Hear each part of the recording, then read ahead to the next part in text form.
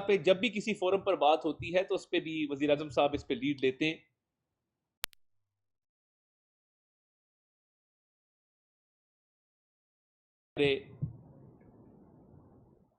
غزہ کی عوام کے ساتھ، اور ہم ان کے ساتھ کھڑے ہیں، اور ہم چاہتے ہیں کہ ایک دیر پا امن کے لیے کوئی اس کا حل نکلے.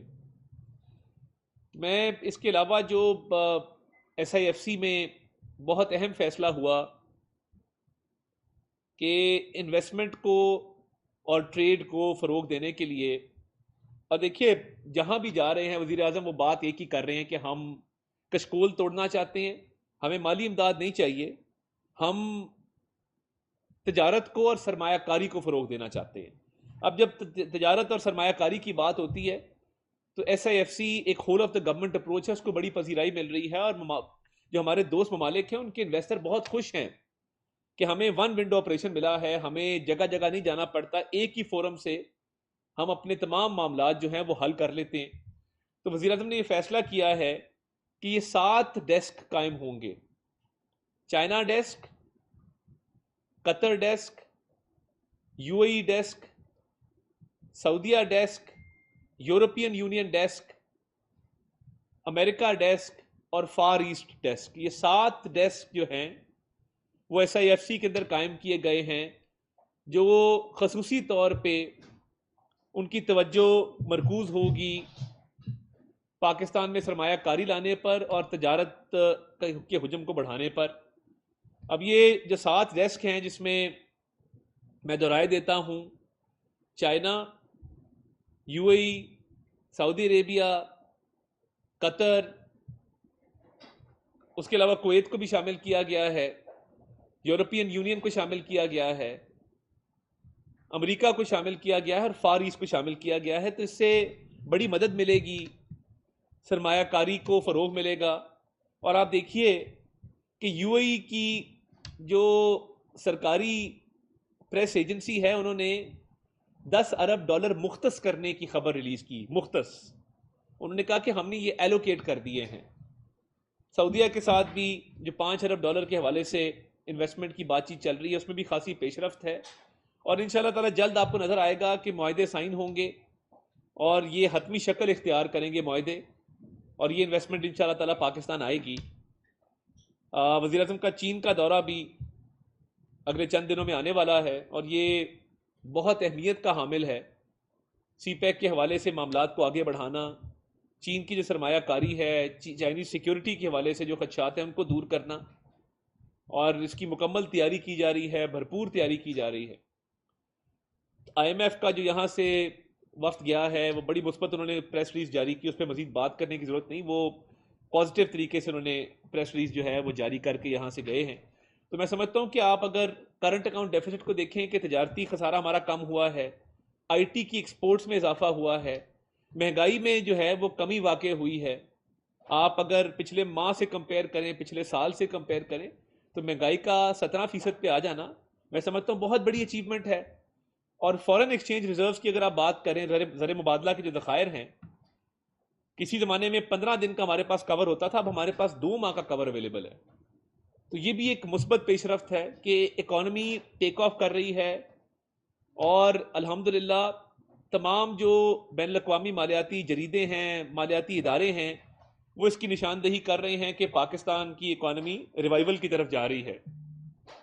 اس میں مکینزی جو ٹاپ کنسلٹنٹ فرم ہے اس کو ہائر کیا گیا ہے وزیر اعظم کی خصوصی کاوش کے تحت ایف بی آر کی ڈیجیٹلائزیشن کے لیے، اور اس پہ بھی جو ہے وہ ملنڈا گیٹس فاؤنڈیشن کی فنڈنگ شامل ہے.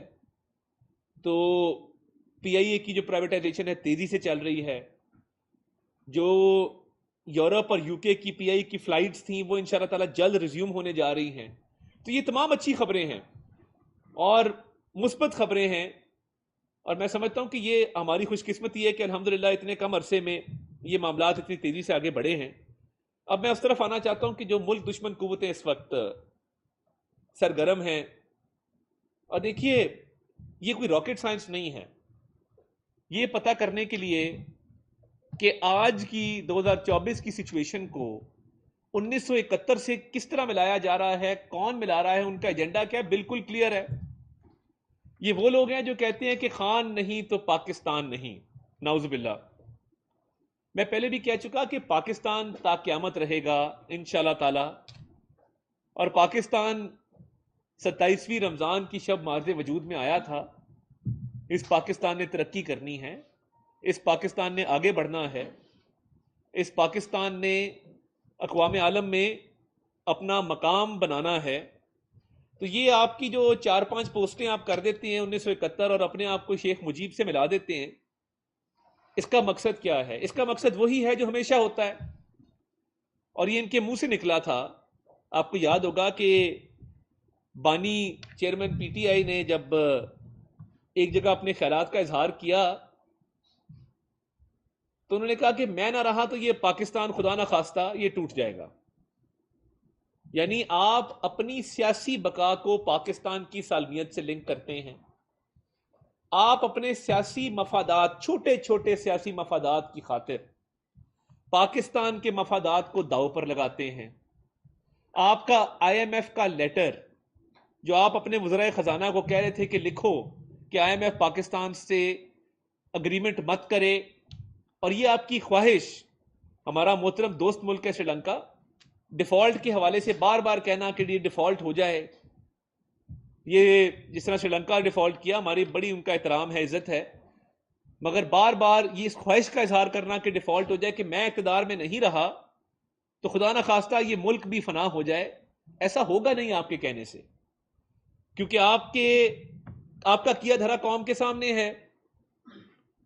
آپ آئی ایم ایف کی ڈیل کو سیبوٹاج کرنا ہو اور آپ لیٹر لکھیں آئی ایم ایف کو، آئی ایم ایف کے باہر مظاہرے کروائیں، پاکستان کے جی ایس پی پلس سٹیٹس کو نقصان پہنچانے کی کوشش کریں، اور بار بار آئی ایم ایف کو یہ کہیں کہ پاکستان کے ساتھ تعاون نہ کیا جائے تاکہ یہاں پہ مہنگائی ہو، یہاں پہ معاشی استحکام نہ آ سکے۔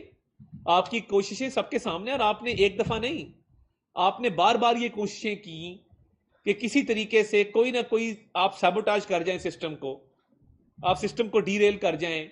آپ کی آئی ایم ایف والی کاوش کامیاب نہیں ہوئی، ثبوت سب کے سامنے ہیں، شوکت ترین صاحب ہوں یا تیمور جھگڑا صاحب ہوں، وہ کیا بات کر رہے تھے اور آئی ایم ایف کو کیا خط لکھ رہے تھے، اور جو ڈیفالٹ کرانے کی خواہش تھی آپ کی کہ میں اقتدار میں نہیں رہا، میرے سیاسی مفاد پورے نہیں ہو رہے تو میں پاکستان کے مفاد کو قربان کر دوں اور پاکستان میں تباہی بربادی پھیل جائے، یہ آپ کا ایم تھا۔ اس کے بعد جی ایس پی پلس کے حوالے سے آپ کی سازش، سائفر کے حوالے سے آپ کی سازش کہ آپ نے بھرے مجمع میں وہ سائفر اٹھایا اور آپ نے پاکستان کے بین الاقوامی سطح پہ تعلقات کو خراب کرنے کی کوشش کی۔ نہ صرف یہ، آپ نے ملک دشمن قوتوں کا فائدہ کیا، پاکستان کی جھگ ہسائی کیا آپ نے پوری دنیا کے اندر، ہمارے دشمنوں نے اس پہ آرٹیکلز لکھے، اس پہ پروگرامز کیے،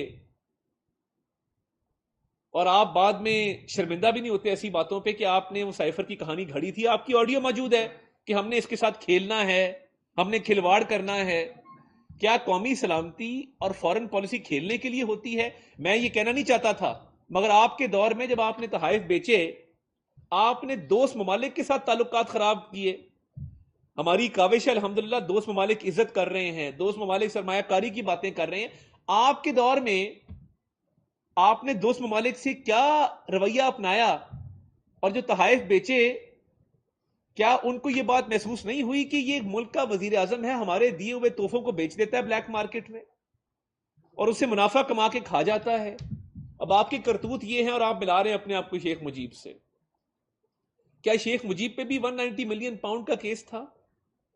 کیا انہوں نے بھی کوئی دوست ممالک کے تحفے جو ہیں وہ بیچ کے کھا گئے تھے؟ آپ بات کیا کرنا چاہتے ہیں؟ آپ نے 1971 کی کبھی تاریخ پڑھی ہے؟ آپ نے دیکھا ہے کہ ہوا کیا تھا؟ کیا آپ تاریخ سے بالکل ناآشنا ہیں؟ اور یہ جو مظلومیت کا آپ ڈھونگ رچا رہے ہیں، مظلوم تو وہ ہوتا ہے جس نے 190 ملین پاؤنڈ کی چوری نہ کی ہو کسی پراپرٹی ٹائکون کے ساتھ مل کے۔ مظلوم تو وہ ہوتا ہے جس نے بلیک مارکیٹ میں تحائف نہ بیچے ہو۔ مظلوم تو وہ ہوتا ہے جس نے اپنے ایسٹ ڈیکلریشن کے اندر تمام اپنی اولاد کو ڈکلیئر کیا ہو۔ مظلوم تو وہ ہوتا ہے۔ آپ نے تو نہ آپ کی ڈیکلریشن کمپلیٹ ہے، سائفر کا کیس آپ کے اوپر ہے، 190 ملین پاؤنڈ کا کیس آپ کے اوپر ہے، توشہ خانہ کا کیس آپ کے اوپر ہے، اور آپ 1971 کا ذکر کرنے چل پڑے ہیں۔ اور شیخ مجیب کی تصویریں لگا کے غداری کے سرٹیفکیٹ بانٹنا شروع آپ نے کر دی ہیں. تو یہ وہی سوچ ہے کہ خان نہیں تو پاکستان نہیں، میں اقتدار میں نہ رہا تو پاکستان ٹوٹ جائے گا. اقتدار کا نشہ جو جب ٹوٹتا ہے نا، کیونکہ یہ اب اقتدار کا نشہ ٹوٹنا شروع ہو گیا، جیل میں بیٹھے اب تھوڑی مدت گزری ہے، تو وہ اقتدار سے جو دوری ہے اس نے اب مجبور کر دیا ہے کہ ملک کے ٹوٹنے کی باتیں کرنا شروع کر دو، اور 1971 کو غلط رنگ میں پیش کر کے یہ بات شروع کر دو کہ جی ابھی بھی وہی حالات ہیں، اور اپنا موازنہ جو ہے وہ شیخ مجیب سے کرنا شروع کر دو. یہ انتہائی افسوسناک ہے کہ ایک جھوٹا بیانیہ گھڑا جا رہا ہے ان لوگوں کی طرف سے جنہوں نے ایک اینٹ نہیں لگائی، جن کو جب ہم 2018 میں اکانومی چھوڑ کے گئے تھے 5.8% جی ڈی پی گروتھ تھی اور اس کی پروجیکشن 6.4% تھی. آپ جب آئے آپ نے کووڈ میں بیس لائن نیچے کی اور آپ نے کہا جی ہم تو تھوڑا سا ہم نے اس میں امپروومنٹ کیا. آپ کے پورے دور میں G D P growth minus میں رہی ہے، اور آپ نے جس طریقے سے ملکی معیشت کو نقصان پہنچایا، بین الاقوامی سطح پہ پاکستان کے تعلقات کو نقصان پہنچایا، آپ نے دوست ممالک سے پاکستان کے تعلقات خراب کیے کیونکہ آپ مصروف تھے. آپ مصروف تھے گھڑیاں کٹھی کرنے میں، انگوٹھیاں کٹھی کرنے میں، فائلوں کو پہیے لگانے میں، القادر ٹرسٹ بنانے میں، مال و دولت کٹھا کرنے میں، سائفر کا کھلواڑ کرنے میں، سائفر سے کھیلنے میں. عدت والا کیس ہم نے تو نہیں کیا، خبر مانکا صاحب نے کیا ہے. کیوں کیا ہے؟ آپ یہ ساری چیزیں کر رہے تھے مگر ملک کی تعلقات جو بین الاقوامی سطح پہ اس کی آپ کو پرواہ نہیں تھی. آپ یہ ساری چیزیں کر رہے تھے مگر آپ کو ملک کی معیشت کی پرواہ نہیں تھی. آج آپ ملک کے ٹوٹنے کی باتیں کرتے ہیں کہ میں مظلوم ہوں، تو یہ مظلومیت کہنے سے نہیں ہوتی ہے. اور آپ جس طریقے سے اس ملک کی بنیادوں کو کھوکھلا کرنا چاہتے ہیں یہ ہونے نہیں دیں گے انشاءاللہ تعالی. اور یہ بار بار ملک کو دیوالیہ کرنے کی کوشش، اب جب ملک ڈیفالٹ نہیں کیا، ان کے ارمان ٹوٹے. میں آپ کو بتاؤں ان کی خواہشوں کا جو ایک انہوں نے خواب تعمیر کیے ہوئے تھے وہ خواب جو ہیں وہ پاش پاش ہوئے ہیں. اور ان کی کوشش تھی کہ یہ کسی بھی طریقے سے ملک ڈیفالٹ کر جائے اور میں سیاسی فائدہ اٹھاؤں، جس طرح سائفر سے سیاسی فائدہ اٹھانے کی کوشش کی گئی، جس طرح ملک دشمن بیانیاں بنا کے 9 مئی کے حملے کر کے سازش کر کے سیاسی فائدہ اٹھانے کی کوشش کی گئی. یہ سیاسی فائدہ اٹھاتے ہیں ملک کی سالمیت کو داؤ پہ لگا کے. 9 مئی کو دیکھ لیں، آئی ایم ایف والے معاملات کو دیکھ لیں، ملک ڈیفالٹ کرنے کی خواہش کو دیکھ لیں، ملک ٹوٹنے کی خواہش کو دیکھ لیں. پاکستان سب سے پہلے ہے، سیاست اور سیاستدان بعد میں ہے. اس پاکستان پہ جان بھی قربان. ہمارے جیسے سیاستدان آتے رہیں گے جاتے رہیں گے، ہم ایریلیونٹ ہوں گے. اس پاکستان نے رہنا ہے.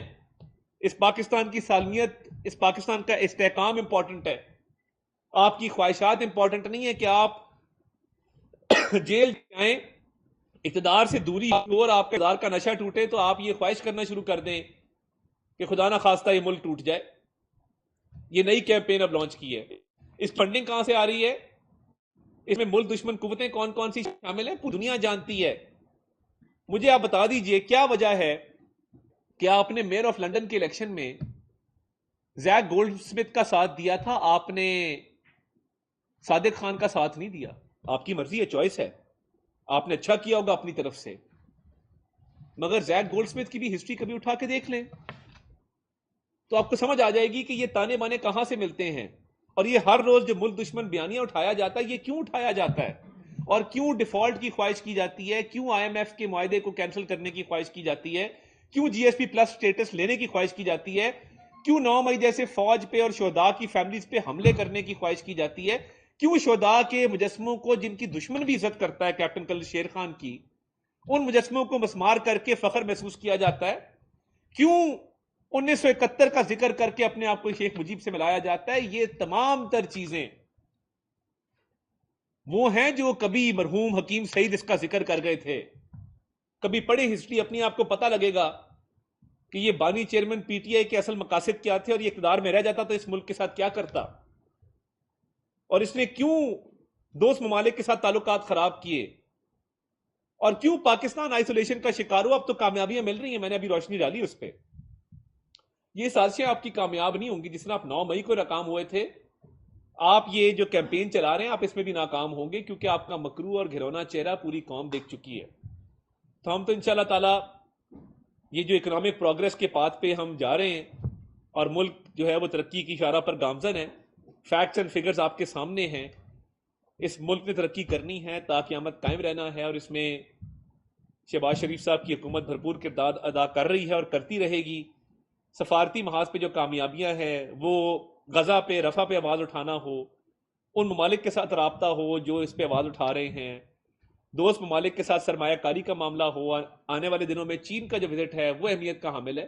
تو یہ تمام چیزیں آپ کو ہضم نہیں ہو رہی کیونکہ آپ یہ کر نہیں سکے تھے اپنے دور میں, اور اب کسی اور کو یہ کرتا آپ دیکھ نہیں سکتے کہ آپ کے سیاسی مخالف جو ہیں وہ اتنا کچھ اچیو کر جائیں کہ $10 ارب کی انویسٹمنٹ UAE مختص کر دے, سعودیہ کی طرف سے انویسٹمنٹ جو ہے وہ اگریمنٹ جو ہے تقریباً حتمی شکل اختیار کر جائیں, چین جو ہے وہ عزت تکریم کے ساتھ ایک بہت اچھا دورہ آپ کا آرگنائز کرے. یہ چیزیں آپ کو ہضم نہیں ہو رہی جیل میں بیٹھے ہوئے, اس لیے آپ اب پاکستان کو توڑنے کی باتیں کرنے پہ اتر آئے ہیں. آپ کے کہنے سے کچھ نہیں ہوگا, یہ پاکستان انشاءاللہ تعالیٰ ترقی کر کے رہے گا. بہت شکریہ صاحب. ڈان سے دو سوال ہیں آپ سے. ایک تو ملک ریاض کا بیان ہے کل سے وہ ٹاپ ٹرینڈ بنا ہوا ہے. جی بالکل, اور وہ سارا آپ کے اوپر ہی آگے بڑھ رہے تھے. آپ شاید آپ کی حکومت اسٹیبلشمنٹ ان کو مجبور کر رہی ہے, اس کو بتا دیں. دوسرا آپ نے فلسطین کا ذکر کیا, جو انٹرنیشنل کورٹ میں وار کرائم اسرائیل کے وزیر اعظم کے خلاف مقدمہ کرنے کا تھا, اس پہ حکومت پاکستان کا کیا ہے؟ بہت شکریہ جی. میں سب سے پہلے تو دیکھیے 190 ملین پاؤنڈ کا کیس مالک صاحب کو چاہیے تھا کہ باہر بیٹھ کے تو بات نہیں ہوتی نا, شامل تفتیش آپ ہوں نا. اور یہ پلیز اس کو میوٹ نہ کیجیے گا, ٹی وی چینل سے میری درخواست ہے. کوئی بھی کیس ہو کسی بھی قسم کا, آپ آ کے شامل تفتیش تو ہونا, پھر بتائیں کہ جی دباؤ ڈالا جا رہا ہے. ایک بندہ شامل تفتیش ہی نہیں ہے, عدالت میں حاضر ہی نہیں ہے, عدالت سے مفرور بھی ہے, اور مجھے پتا ہے مجھے اس کا بعد میں بہت نقصان ہونا ہے. جتنے وہ ان کے طاقتور ہیں, میں بالکل اللہ تعالیٰ کو جان دینی ہے اور اللہ تعالیٰ سے ڈرتے ہیں, باقی کسی سے نہیں ڈرتے. مگر میں آپ کو یہ بتا دوں, آپ نہ شامل تفتیش ہوئے, نہ آپ کے صاحبزادے شامل تفتیش ہوئے ہیں. 190 ملین پاؤنڈ کے کیس میں دباؤ کس بات کا ہے؟ وعدہ معاف گواہ تو وہ بنتا ہے جو شامل تفتیش ہوا ہو. کیا آپ کورٹ کے سامنے حاضر ہیں؟ کیا آپ نے ایک بھی کوئی تعاون کیا کورٹ کے ساتھ اس کیس میں؟ کیا اپنا موقف پیش کیا ہے؟ تو پھر وعدہ معاف گواہ کس بات کے, پریشر کس بات کا؟ آپ تو اس کیس میں شامل تفتیش ہی نہیں ہوئے ہیں پراپرلی. اور دیکھیے وزیر اعظم صاحب نے انٹرنیشنل کورٹ آف جسٹس کا جو فیصلہ آیا تھا 13-2 کی اکثریت سے, اس کو ویلکم کیا, اور فلسطین کے کاز کے لیے ہر جگہ اپنی آواز اٹھا رہے ہیں. تو باقی بھی جو آپ نے جس کا ذکر کیا, انشاءاللہ تعالیٰ آنے والے وقت میں اس پہ جو ہے وہ واضح موقف انشاءاللہ تعالیٰ دیں گے. سر وزیر اعظم نے غزہ کے معاملے پر ناول اور آرلینڈ کے مدعا سے گفتگو کی اور بڑا اپریشیٹ بھی کیا. میرا سوال یہ ہے کہ ہمارے ساتھ وزیر اعظم ہاؤس کے ساتھ کی چوک ہے, وہاں پر فلسطین کے معاملے پر ایک مظاہرہ کیا جا رہا تھا, جہاں پر ایک مظاہرے کرنے والا شخص بھی شہید ہو گیا, اور اس معاملے پر وزیر اعظم کی طرف سے نہ ہی کوئی ایسا کوئی بیان سامنے آیا. کیا وہ وہاں جا کر اس بیچ چوک پر جو صرف چند فٹ کے فاصلے پر ہے وہاں اظہار تعزیت کر سکتے تھے یا کرنے کے لیے چاہیں گے؟ اور ساتھ دوسرا سوال یہ ہے سر کہ UAE نے پاکستان کے لیے ایک بڑا جو اعلان کیا ہے انویسٹمنٹ کا, بڑی خوشائن بات ہے, لیکن ساتھ ہی انہوں نے پاکستان کے ویزے بند کر دیے سر, اور ورک ویزوں کے ساتھ ساتھ انہوں نے آپ کو وزٹ ویزا بھی بند کر دیا. اس معاملے پر کچھ ہو رہا ہے حکومت کی طرف سے؟ بہت شکریہ. دیکھیے پہلی بات تو یہ ہے کہ منسٹر انٹیریئر نے اس واقعے کا نوٹس بھی لیا ہے اور اس پہ پیش رفت بھی ہوگی, اور یہ ایک ایکسیڈنٹ ہوا اور بڑا افسوسناک تھا, اور میں سمجھتا ہوں کہ اس میں جو بھی لوگ ملوث ہیں قانون کے مطابق جو ہے وہ کارروائی عمل میں لائی جانی چاہیے, اور منسٹر انٹیریئر اس پہ پوری ان کی نظر ہے, پورا فوکس ہے. دیکھیے میں یہ سمجھتا ہوں کہ دوسرا سوال آپ کا کیا تھا؟ دیکھیے UAE کے حوالے سے شیخ زید مرحوم ہوں یا شیخ محمد بن زائد ہوں, پاکستانیوں کے لیے بڑی ان کی محبت ہے اور پاکستان کی بڑی قدر کرتے ہیں. تو ان کے جو جذبات تھے پاکستان کے لیے، میں سمجھتا ہوں کہ ان کی جذبات کی روشنی میں پاکستانیوں کو انشاءاللہ تعالیٰ یہ ویزے والے مسئلہ جو ہے اس کا سامنا نہیں کرنا پڑے گا، اور ہم ایک مثبت امید ان سے رکھتے ہیں کہ یہ معاملات جلدی حل ہوں گے. اور انہوں نے جس طریقے سے آپ نے تصاویر دیکھی ہوں گی، جن جذبات کا اظہار کیا، وہ تصاویر بہت کچھ بتا رہی تھیں کہ دو سربراہان مملکت جو آپس میں مل رہے تھے، وہ بے تکلفی آپ نے دیکھی، وہ خوشگوار موڈ آپ نے دیکھا. تو یہ میں سمجھتا ہوں کہ ہمارے انشاءاللہ تعالیٰ تمام مسائل جو ہیں وہ حل ہو جائیں گے. جوید حسین صاحب 92 سے راشد حبیب صاحب یار بھائی میں سمجھتا ہوں یہ جلدی حل ہو جائے گا انشاءاللہ تعالیٰ. مجھے بڑی اس پہ اچھی امید. جی جاوید صاحب. سر ایک تعجب اس بات پہ ہے کہ حکومت ملک ریاض جیسے شخص سے ڈر رہی ہے اور آپ کو اس بات کا خوف ہے کہ اس پر اتارنا کبھی مستقبل میں میں ڈر نہیں رہا، اللہ تعالیٰ سے ڈرتا ہوں، ورنہ میں یہاں نہ بیٹھا ہوتا آج. آپ نے مجھے اپوزیشن کے دور میں بھی دیکھا ہے، ہم تو تب نہیں ڈرے تھے. ایک شخص جو ہے وہ ابو دی اسٹیٹ ہو جاتا ہے، آپ کیا موجودہ حکومت اس کی ان کے ہٹلر سے دیکھیں ایک تو جاوید صاحب دیکھیں، آپ نے غلط تاثر قائم کیا نا، میں آپ کا تاثر درست کر دوں. نہیں میں دیکھیں میں نے یہ کہا میں اللہ تعالیٰ سے ڈرتا ہوں اور کسی سے ڈرتا نہیں ہوں. میں بات کی اور بات یہ کی کہ مشامل تفتیش ہی نہیں ہوئے ہیں، اور اس کیس میں فراڈ بالکل کلیئر ہے اور سپریم کورٹ کا آرڈر بالکل کلیئر ہے. میں صرف یہ کہہ رہا ہوں وقت کا دھارا نا کبھی نہ کبھی کوئی آلریڈی نیب کی طرف سے، نیب نے کرنا نا، نیب نے علی گڑھ جوڑ تو نہیں ہے، نیب نے آلریڈی کئی لیٹرز لکھے ہیں، عدالتی کاروائی بھی جو ہے عدالت کی طرف سے بھی کئی نوٹس گئے ہیں. تو میرا خیال ہے ان کو واپس آ کے تفتیش کا سامنا کرنا چاہیے. آپ میرا ساتھ دیں. مجھے اچھا محسوس ہوا کہ ایک توانا آواز جو ہے وہ اس طرف سے بھی اٹھی ہے اور یہ آپ نے یہ جرت کی ہے. تو میں آپ کے ساتھ ہوں اس میں، جو ملک ریاض کے خلاف آپ نے بات کی ہے، اس میں ہم انشاءاللہ تعالیٰ آپ کے ساتھ یہ کرنے چاہیے نیب کو ریڈ وارنٹ جاری. عوامی ایشو تھا گندم کے اوپر، جو گندم سکینڈل سامنے آیا تھا، 4 دن کے لیے وزیر اعظم نے کہا تھا کہ 4 دن میں رپورٹ جو ہے وہ پیش کی جائے. ابھی تک جو ہے وہ سیکرٹری کیبنٹ نے رپورٹ پیش نہیں کی، 1 مہینے سے زائد کا وقت گزر چکا ہے. یہ ایک عوامی ایشو تھا ابھی تک جو اس پہ میرا خیال ہے آپ نے خود رپورٹ کیا، جو تعدیبی کارروائی کی گئی ہے افسران کے خلاف، وہ ذرائع سے سارا کو پبلک رپورٹ. چلیں وہ میں سیکرٹری کیبنٹ سے ریکویسٹ کریں گے کہ جلد اس پہ کوئی بریفنگ جو ہے وہ رکھ لیں. خالد صاحب ایکسپریس احمد صاحب آپ نے کہا لیا احمد حبیب سوری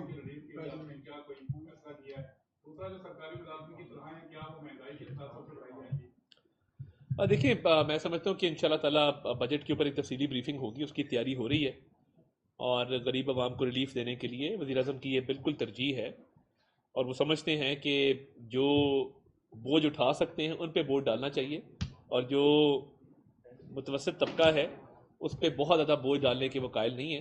تو اس پہ ایک تفصیلی بریفنگ انشاءاللہ تعالیٰ رکھیں گے. جی عرفان صاحب.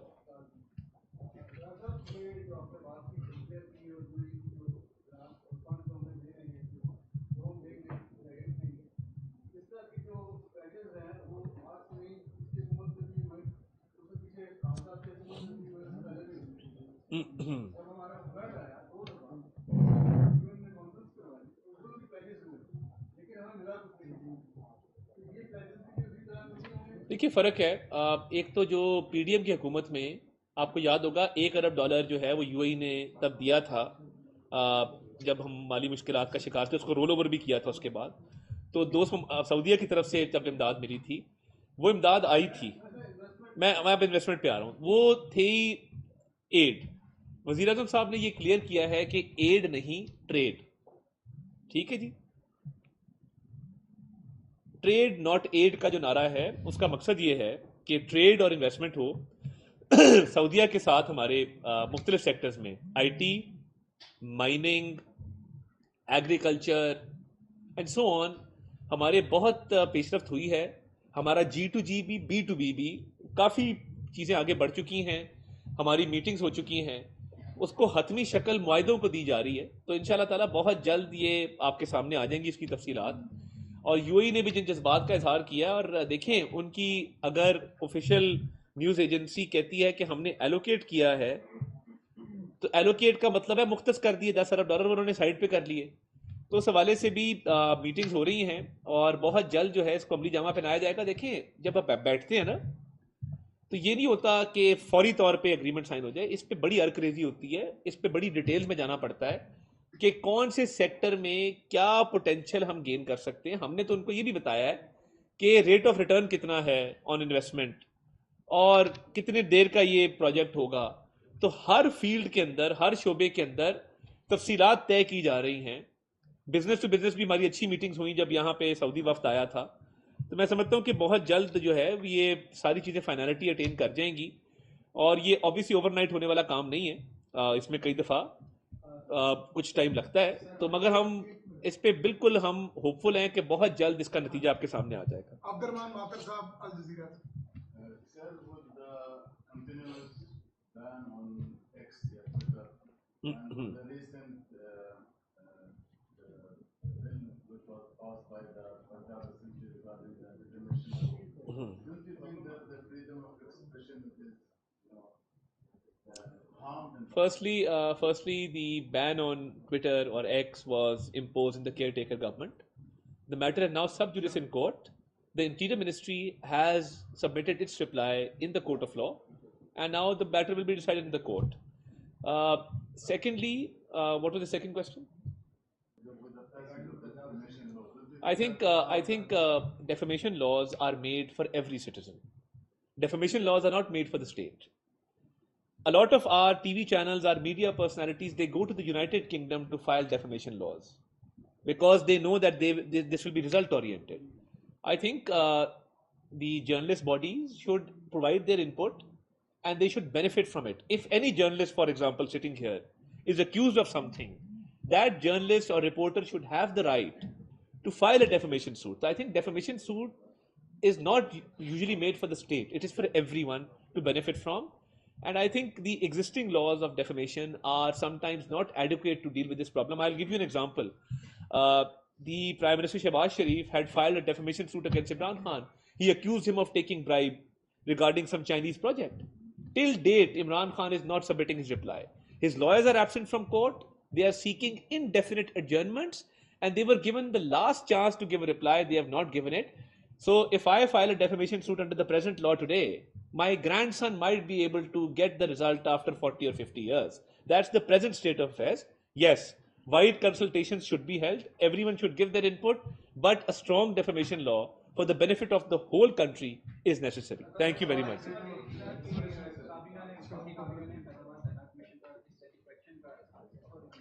جی بالکل.